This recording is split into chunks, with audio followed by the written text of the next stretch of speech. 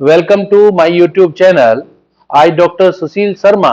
मैं आज आप लोगों के लिए क्रिमिनल प्रोसीजर कोड 1973 में कुछ some important facts for prelims examinations and जो मध्य प्रदेश एंड उत्तराखंड दोनों पीसीएसजे के और जहां भी आप किसी भी स्टेट के पीसीएसजे के एग्जाम को दे रहे हैं वहां पर आपके लिए महत्वपूर्ण साबित होंगे। तो मैं आप लोगों को आज जो बता रहा हूं special for pre exam in CrPC 1973, इसमें कुछ सम इंपॉर्टेंट फैक्ट्स जो हैं वो इस तरीके से हैं। क्रिमिनल प्रोसीजर कोड 1973 से पहले हमारे पास जो क्रिमिनल प्रोसीजर कोड था वो 1898 का था। पूरी सीआरपीसी को यदि देखें तो सीआरपीसी 1973 बनाने का ऑब्जेक्ट क्या था, तो उसका मेन ऑब्जेक्ट बताया जाता है जुडिशरी और एग्जीक्यूटिव का सेपरेशन करना। ये क्वेश्चन कई बार प्रीलिम्स एग्जामिनेशन में पूछा गया है कि न्यायपालिका तथा कार्यपालिका का पृथक्करण करना ही इस सीआरपीसी 1973 का मेन ऑब्जेक्ट है। सीआरपीसी 1973 में यदि आप देखें तो टोटल कितने चैप्टर्स हैं? 37 चैप्टर्स हैं, 484 सेक्शंस हैं और 2 शेड्यूल्स हैं, जिसमें से एक शेड्यूल में आपको ऑफेंसों का डिस्क्रिप्शन किया गया है तथा सेकंड शेड्यूल में आपको फॉर्म बताए गए हैं कि समन का फॉर्म क्या है, वारंट का फॉर्म क्या है, प्रोक्लेमेशन ऑफ एब्सकॉन्डिंग पर्सन का फॉर्म क्या है, या अटैचमेंट के लिए क्या क्या फॉर्म हो सकते हैं, चार्ज क्या है, डेथ सेंटेंस का फॉर्म कैसे दिया जाता है, वो आपके लिए डायरेक्ट याद करने वाली ही चीजें हैं। शेड्यूल फर्स्ट आप लोगों के लिए बहुत ज्यादा इंपॉर्टेंट बन जाती है, उससे आपकी समझ डेवलप होती है। तो मैं आप लोगों के लिए सबसे पहले शुरू से जो बताना चालू करता हूं, जो हमारा सीआरपीसी बनाने का ऑब्जेक्ट है वो जुडिशरी और एग्जीक्यूटिव का सेपरेशन करना है। 37 चैप्टर्स, 484 सेक्शंस एंड 2 शेड्यूल्स में बनी हुई सीआरपीसी बहुत ही हमारे लिए उपयोगी है। सीआरपीसी क्या है? सीआरपीसी में जो हमारी सोसाइटी में होने वाले अपराध हैं उसके लिए तो आईपीसी बता देती है कि ये अपराध आपके द्वारा किया गया है, इस अपराध की ये सजा होगी। Definitions and punishment the object of Indian penal code and criminal procedure का जो ऑब्जेक्ट है वो आपको किन किन कानून की या न्यायालय के द्वारा जो पद्धति अपनाई जाती है, न्यायालय के द्वारा अपनाई जाने वाली जो प्रक्रिया है, उस प्रक्रिया में किस किस दौर से किसी अपराधी को यहां एक्विटल होने तक या कन्विक्शन होने तक की प्रक्रियाओं का उल्लेख किया गया, इसलिए इसका नाम प्रोसीजरल लॉ है। आप लोगों को जानकारी होती ही है कि आईपीसी एक सबस्टेंटिव लॉ है और सीआरपीसी एक प्रोसीजरल लॉ है। सीआरपीसी दंड प्रक्रिया संहिता है। सीआरपीसी में आपको रेमेडाइज किया जाएगा कि आपको फंडामेंटल राइट जानकारी है कि यदि किसी अपराध को किसी अभियुक्त व्यक्ति के द्वारा किया जाता है तो उस अपराध को अभियुक्त व्यक्ति के द्वारा करने पर आपको फंडामेंटल राइट होता है, जो कि अंडर आर्टिकल 22 में भी आपको बताया गया है कि 24 घंटे के अंदर न्यायालय के समक्ष उपस्थित करना होगा। अब न्यायालय क्या करेगा, ये एक प्रक्रियात्मक विधि के द्वारा ही रेगुलेट किया जाएगा। तो सीआरपीसी के सबसे पहले यदि आप देखें तो पहले सेक्शन से जो क्वेश्चन पूछा जाता है वो इसके इन्फोर्समेंट डेट पर पूछा जाता है कि ये दंड प्रक्रिया संहिता का इन्फोर्समेंट डेट क्या है। उसका 1 अप्रैल 1974 से इसका इन्फोर्समेंट डेट बताया गया है। सीआरपीसी के सेक्शन नंबर 2 जो डेफिनेशन क्लोज है, जिसमें ए से लेकर वाई तक की जो डेफिनेशंस दी गई है उसमें सम इंपॉर्टेंट पार्ट्स जो बताए जाते हैं प्रीलिम्स के लिए, आपको ये चीजों की जानकारी होना बहुत जरूरी है कि कौन कौन से सेक्शन से सेक्शन 2 में क्वेश्चन पूछे जाते हैं। आपको अपराधों का डिस्क्रिप्शन करना होता है कि कुछ अपराध हमारे बेलेबल होते हैं, कुछ ऑफेंस हमारे नॉन बेलेबल होते हैं, जो कि सेक्शन नंबर 2A में बेलेबल को डिफाइन किया है, और नॉन बेलेबल को इसका डीम्ड इंटरप्रिटेशन करने के बाद हमको ये पता चलता है कि नॉन बेलेबल ऑफेंस कौन से। बेलेबल ऑफेंस के बारे में 3 चीजों की हमें जानकारी होती है कि बेलेबल ऑफेंस ऐसे मामले हैं, जमानतीय मामले ऐसे मामले से विपरीत हैं जो प्रथम अनुसूची में जमानतीय जिनको दर्शाया गया है। दूसरी बात यह बताई जाती है कि या कोई अदर इन्फोर्सेबल लॉ में जिसको बेलेबल बताया गया। एक तो सीआरपीसी के शेड्यूल नंबर 1 में किसी को बेलेबल बताया जाता, एक कोई अदर इन्फोर्सेबल लॉ में किसी को उसको यदि बेलेबल बताया गया तो वो भी बेलेबल है। और तीसरी बात यह है कि जो नॉन बेलेबल से डिफर है उसको भी बेलेबल कहा जाता है। इन तीनों बातों के आंसर को इंटरप्रिटेशन करने के बाद हमारा आंसर आता है कि this called is bailable offence, ये जमानतीय मामले कहलाते हैं।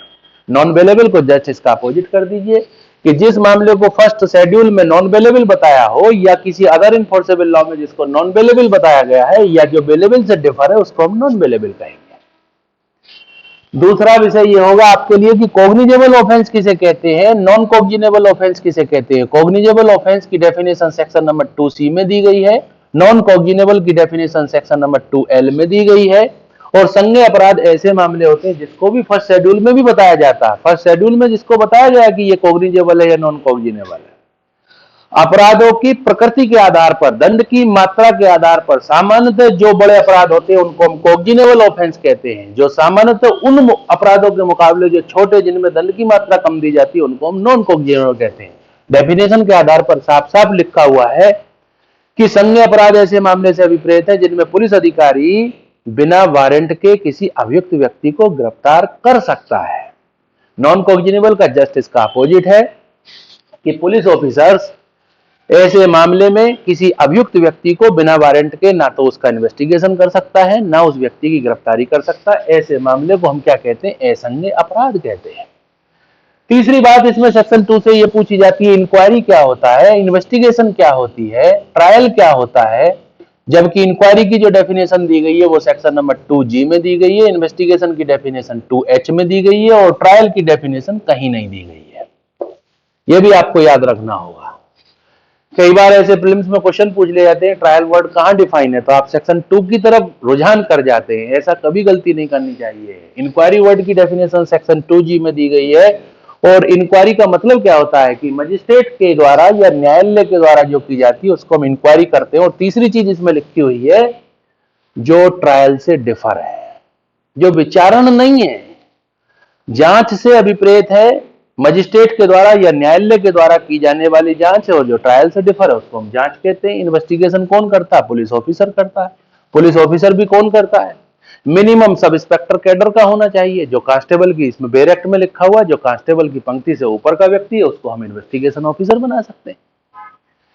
इन्वेस्टिगेशन ऑफिसर, जब इन्वेस्टिगेशन ऑफिसर हमारा सब इंस्पेक्टर मिनिमम कैडर का होगा तो उसको हम इन्वेस्टिगेशन ऑफिसर इन्वेस्टिगेशन करेगा। और इन्वेस्टिगेशन में एक बात और आपको महत्वपूर्ण जाननी चाहिए, ये बहुत कई बार क्वेश्चन पूछा गया कि ऑब्जेक्ट ऑफ इन्वेस्टिगेशन क्या है, तो उसकी लास्ट लाइन में डेफिनेशंस में ही साफ साफ लिखा हुआ है, इन्वेस्टिगेशन का पर्पज है टू कलेक्ट द एविडेंस, साक्ष्य को इकट्ठा करना ही अन्वेषण का मुख्य उद्देश्य होता है।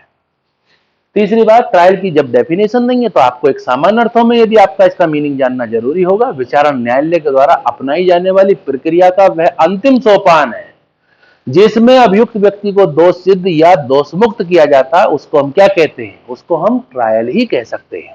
अभियुक्त व्यक्ति की दोषिता को, अभियुक्त व्यक्ति की निर्दोषिता को साबित करने के बाद न्यायालय के समक्ष दिया गया निर्णय ही ट्रायल का मेन ऑब्जेक्ट हो सकता है, इसको हम ट्रायल कह सकते हैं। लेकिन आपको डेफिनेशन कभी भी ये नहीं बतानी है कि सेक्शन 2 के इस क्लोज में इसकी डेफिनेशन दी गई है। इसके बाद यदि आप देखें तो सेक्शन 2 में एक चार्ज की डेफिनेशन बहुत इंपॉर्टेंट है, इसे बहुत पूछता है। चार्ज के related provision section number 211 to 224 के बीच में दिए गए। चार्ज की डेफिनेशन कम एक्सप्लेनेशन है। लिखा हुआ है कि आरोप के अंतर्गत कोई भी एक शीर्ष वाला या एक से अधिक शीर्ष वाला, कोई भी शीर्ष वाला अपराध हो सकता है, उसको हम चार्ज कहते हैं।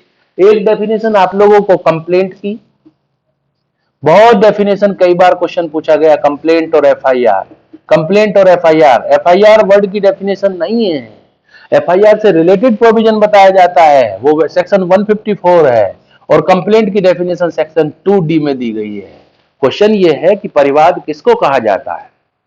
परिवाद का मीनिंग क्या है? हमेशा याद रखना कि आपको जो रेमेडी दी गई है अपराध होने के बाद, आपके पास दो उपचार हैं। सामान्यतः पहली परिस्थिति में लोग कोई भी जाएगा तो फर्स्ट रेमेडी सेंटर क्या है? पुलिस थाना है, जिसको पुलिस स्टेशन हम कहते हैं। पुलिस स्टेशन पे जाने के बाद हो सकता है कि आपकी एसएचओ के द्वारा या सब इंस्पेक्टर के द्वारा आपकी एफआईआर को रिकॉर्डेड ना किया जाए, आपके अपराध की सूचना को एक्सेप्ट ना किया जाए, तो आपके लिए दूसरा उपचार है जिसको हम कंप्लेंट कहते हैं। और कंप्लेंट की डेफिनेशन कहां दी गई है? सेक्शन 2 में दी गई है। और इससे रिलेटेड प्रोविजन सीआरपीसी में आप आगे पढ़ेंगे तो सेक्शन नंबर 200 से लेकर सेक्शन नंबर 203 के बीच में कंप्लेंट से रिलेटेड टॉपिक दिया गया है। कंप्लेंट क्या है? कंप्लेंट के लिए आपको समझना होगा कंप्लेंट हमेशा बिफोर द मजिस्ट्रेट ही होगा। मजिस्ट्रेट के सम्मुख कार्रवाई की जाने की दृष्टि से कोई भी लिखित या मौखिक कथन, चाहे वह ज्ञात या अज्ञात अपराध क्यों न किया हो, हमें सबसे पहले यह जानकारी होनी चाहिए कि कंप्लेंट हमेशा मजिस्ट्रेट के समक्ष ही की जाती है। कंप्लेंट में कोई भी ऑफेंस की जा सकती है, चाहे वो ऑफेंस कॉग्निजेबल हो या नॉन कॉग्निजेबल हो। कंप्लेंट का मोड कैसा हो सकता है? मौखिक या लिखित, कोई भी किसी तरीके से हो सकता है। आपको एक बात और महत्वपूर्ण इसमें याद रखनी चाहिए, कंप्लेंट के अंतर्गत police report words is not include, police report शामिल नहीं है। तो कंप्लेंट की अध्ययन करने के बाद हमको क्या पता चला कि कंप्लेंट बिफोर द मजिस्ट्रेट है, कार्रवाई की जाने की दृष्टि से मजिस्ट्रेट के सम्मुख की गई कार्रवाई है, चाहे वो कोई भी अपराध क्यों ना किया हो, कोई भी में कॉग्निजेबल नॉन कॉग्निजेबल, चाहे वह ज्ञात हो या अज्ञात हो, नेम्ड हो या अननेम्ड हो, और पुलिस रिपोर्ट इसके अंतर्गत शामिल नहीं है, इसको हम कंप्लेंट कहते हैं। इसके एक एक्सप्लेनेशन में यह भी दिया गया है कि जहां पर किसी पुलिस अधिकारी के द्वारा कॉग्निजेबल ऑफेंस का इन्वेस्टिगेशन करने के बाद नॉन कॉग्निजेबल, यदि वो इन्वेस्टिगेशन में ये पाता है कि मामला नॉन कॉग्निजेबल है, तो उस परिस्थिति में पुलिस अधिकारी को परिवादी समझा जाता है और पुलिस अधिकारी के द्वारा भेजे जाने वाली रिपोर्ट को हम कंप्लेंट कहते हैं, उसको हम रिपोर्ट्स नहीं कह सकते। ये हमारा कंप्लेंट है। कंप्लेंट के संबंधित प्रावधान 200 से लेकर 203 में आप आगे इसके टॉपिक्स में पढ़ेंगे। अब इसमें एक 2WA में विक्टिम वर्ड की भी डेफिनेशन जो जोड़ी गई है after the amendment of criminal procedure code में, उसकी डेफिनेशन भी प्रीलिम्स परीक्षा में पूछी गई है। 2WA विक्टिम को डिफाइन करता है, विक्टिम क्योंकि पहले विक्टिम में वही व्यक्ति माना जाता था जिसको कोई भी पीड़ा हुई है, लेकिन अब विक्टिम शब्द के अंतर्गत उसके लीगल हेयर्स को भी इंक्लूड्स कर दिया गया है। इसके बाद में यदि कोई डेफिनेशन कहीं भी आपको यहाँ मीन नहीं पता चल रहा है या किसी की डेफिनेशन यहाँ पर कोई कोड नहीं की गई है, तो उस वर्ड का meaning Indian penal code section number 2 में इस चीज के बारे में डिस्क्रिमिनेशन या इसके बारे में जो दिया गया है कि वो इंडियन पीनल कोड के द्वारा उसका मीनिंग लगाया जाएगा। सेक्शन 2 के बाद यदि इंपोर्टेंट सेक्शन देखें तो section number 3, section number 6, section number 9, section number 13, section number 18, section number 21, section number 24, section number 25, section number 25A and section number 26, 27 and 28 and 29, ये सेक्शन आपके लिए इंपॉर्टेंट